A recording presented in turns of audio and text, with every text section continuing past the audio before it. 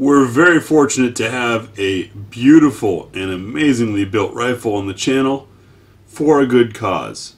This rifle is assembled by Axelson Tactical and will be raffled to help in hurricane relief. Axelson Tactical adjustable brake and compensator on a proof research carbon fiber barrel, carbon fiber handguard, and yes, even the rail. Notice the colors as we come in from Nevada Cerakote. There's the Axelson Tactical name, JP Enterprises bolt, hurricane engraving on the receiver, Geissele trigger. Beautiful rifle. We're going to dive into this coming up next on GBGuns.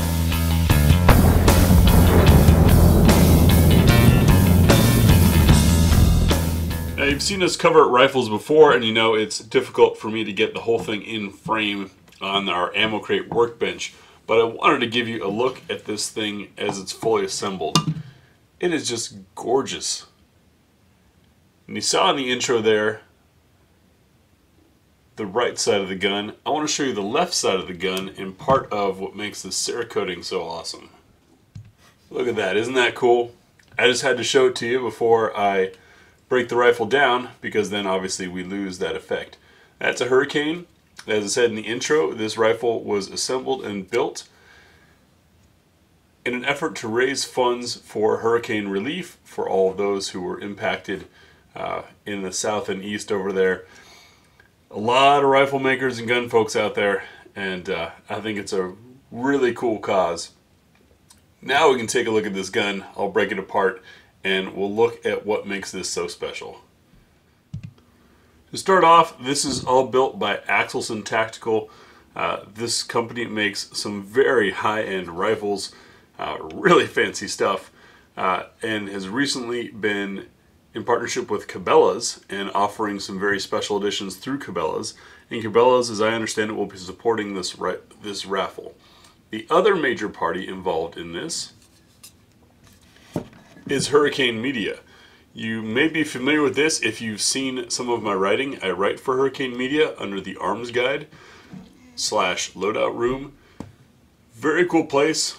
All vets, active, current, law enforcement. So when we talk about firearms and gear and things like that, we're the type of folks who have actually used it. Not just some, well, you know what I'm talking about with the other writers. Alright, now let's get on to this gun.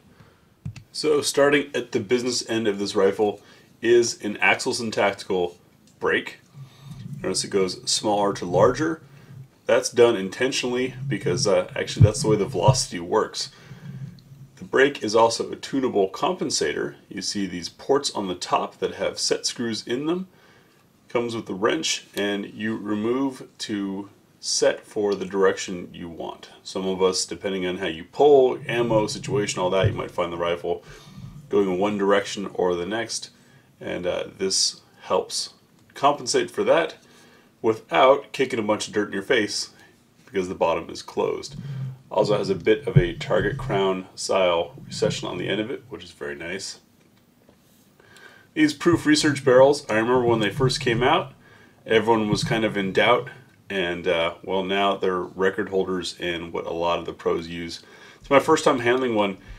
It is quite a lightweight upper despite such a long barrel and billet receiver. So I'm really looking forward to that. This handguard is a piece of art in itself. They do warn, of course, that you don't want to crack this, so you don't want to use any bipods mounted to the top, things like that. But really, most folks don't use their top rail anyways. Maybe some iron sights if you're into that, but that's about it. We do have M-lock attachments and a rail down here for a bipod. We'll most likely be using our Caldwell Stinger rest. We have an adjustable gas block. Nice, long, pretty handguard. You look at the handguard to receiver fit, just about flawless, or as close as you can get when you're changing materials. And we've got our billet upper, nice and stylized.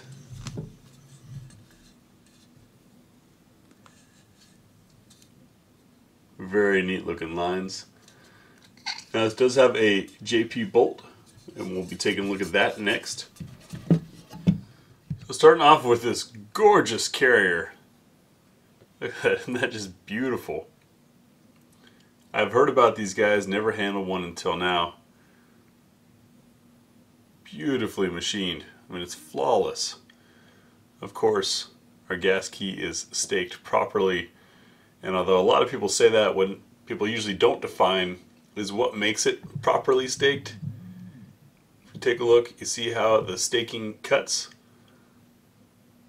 have marred into the bolts themselves. That's what keeps them from rotating and keeps everything nice and tight. This is a gorgeous carrier. JP Enterprises also has carriers for 5.56 and 308 and even 9mm.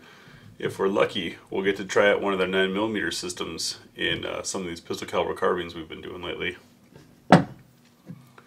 Here's the bolt itself. Well coated, definitely a strong bolt face. And notice some interesting weight manipulation on the firing pin. And even our cam pin has some nice shape to it. Not many folks pay attention to the cam pin, and I usually skip right over it in tabletops, but this thing is just gorgeous. Very nicely machined. Get this back together, let's take a look at the lower. Another note on the upper, no expenses spared, we have a Radian Raptor. This is the company that's formerly known as AXTS. Incredibly popular, high quality, and highly sought after charging handles.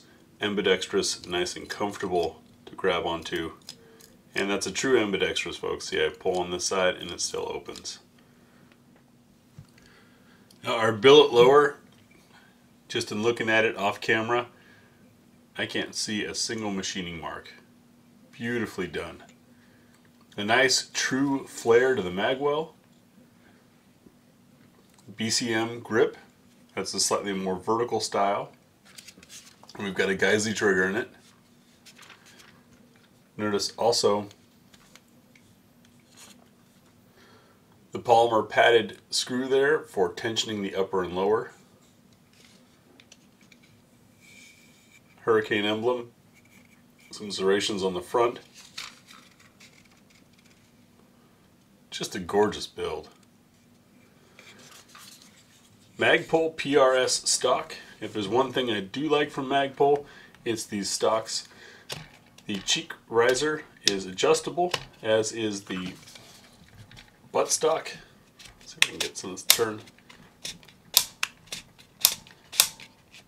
It's a slow click, but you can raise and lower the cheek riser and extend the stock here.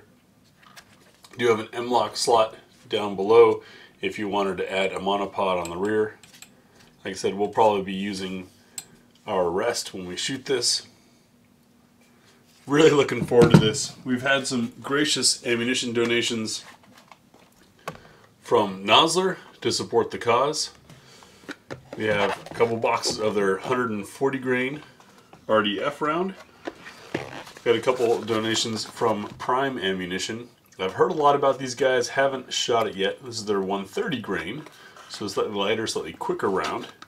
And we have some stuff coming from Freedom Munitions, which should make, all in all, for a very well-rounded shooting experience.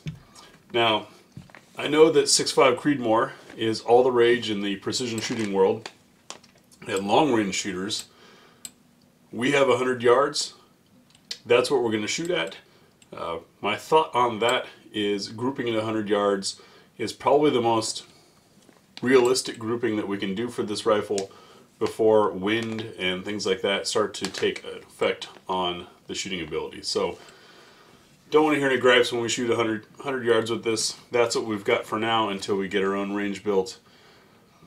But very beautiful rifle, masterfully assembled by Axelson Tactical, and for the good cause of helping out with hurricane relief.